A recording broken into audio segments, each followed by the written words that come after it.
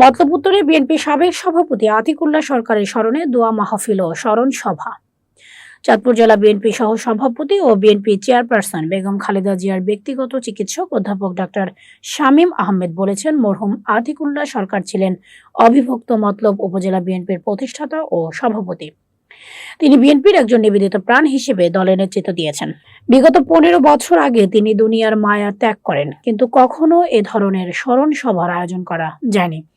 চলমান ফ্যাসিবাদ মুক্ত রাজনৈতিক সময়ে মরহুম আতিকুল্লাহ সরকারের স্মরণ করেন ও মরহুমের আত্মার মাগফিরাত কামনার সুযোগ পেলে স্থানীয় বিএনপি ও অঙ্গ সহযোগী সংগঠনের নেতৃবৃন্দ।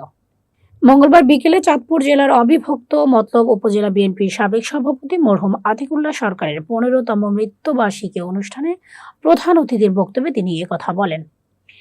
মতলব উত্তর উপজেলার আমিনপুর গ্রামে আতিকুল্লাহ সরকারের নিজ বাড়িতে উপজেলা বিএনপির উদ্যোগে স্মরণ সভা ও দোয়া মাহফিল আয়োজন করা হয়।